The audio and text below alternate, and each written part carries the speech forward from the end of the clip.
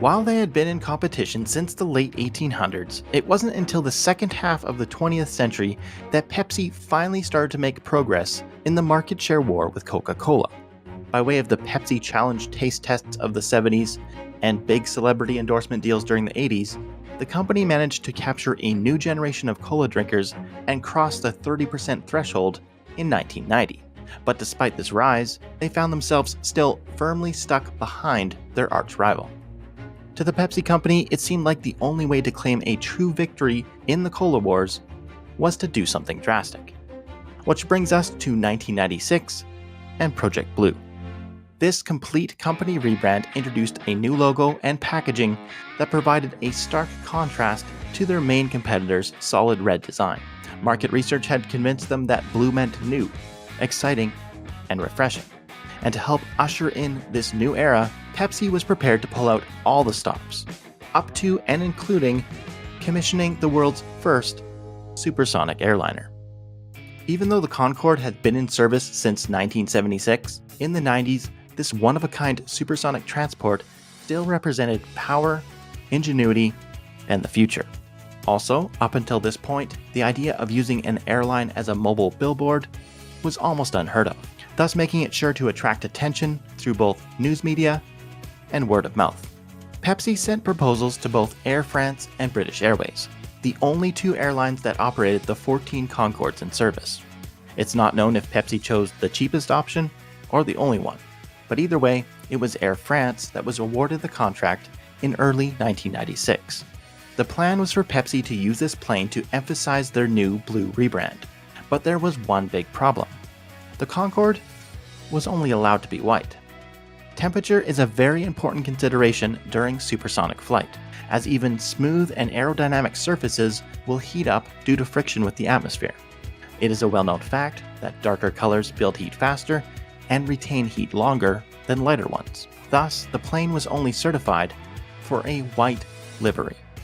Fortunately for Pepsi, after some consideration, the Concorde manufacturers were able to approve the blue fuselage.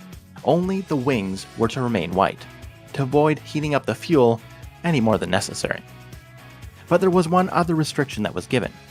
While supersonic flight up to Mach 1.7 was deemed safe, Mach 2 would be limited to no more than 20 minutes at a time.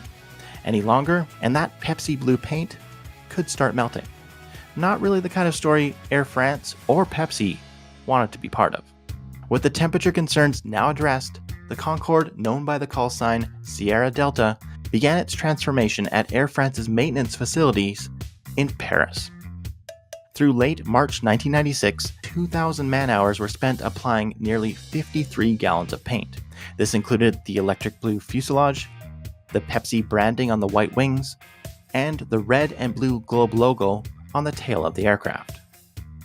On March 31st, the Pepsi Concorde left Paris and flew to a hangar in London under strict secrecy. Meanwhile, on April 1st, acting on some covert intel, Richard Branson's Virgin Cola was able to preempt the new Pepsi rebrand with an April Fool's advertisement distributed throughout Britain. In it, Virgin Cola claimed that they had a new can that would react with cola and turn blue if the product was out of date. Thus, customers were advised to avoid all blue cans. On April 2nd, Project Blue was announced to the world. Journalists from 40 countries gathered at London's Gatwick Airport as tennis star Andre Agassi and supermodel Cindy Crawford introduced the new Project Blue commercial. The spectacle was said to have cost $5 million, making it the most expensive TV commercial ever made up until that point. Afterwards, through the flashing lights and fog, out rolled the Pepsi Concorde. The promotional campaign involved 15 flights over the next 7 days, with the Pepsi Concorde stopping at 10 different cities throughout Europe and the Middle East. Afterwards, it returned to Paris and had its original paint scheme restored. But Project Blue wasn't going to stop at just supersonic planes and supermodels. So, as you know, there are not many territories left where the cola wars is not being fought. And you should really look at space as our latest battleground. Yes, in May 1996, Pepsi filmed the first commercial in space. In a partnership with the cash-strapped Russian space agency, Pepsi paid to have a large aluminum and nylon Pepsi can flown to the Mir space station on a Progress spacecraft. Once there, footage was taken with the cosmonauts both inside and outside the orbiting complex. Allegedly, there was also a banner that was hung reading, "Even in space, Pepsi is changing the script," though I was unable to find any video proof of its existence. In the end, the commercial would never air. By the time it was ready, Pepsi had already altered the design of their new can, and it no longer matched the prop that was used on the space station. Pepsi's deal with the Russians cost somewhere in the range of $1 to $2 million. As mentioned before, the Agassi Crawford ad ran a $5 million price tag, while the Pepsi Concorde was at least a $200,000 paint job, never mind what Air France charged for the whole campaign.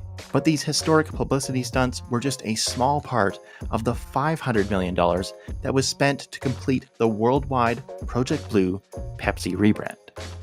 And the result?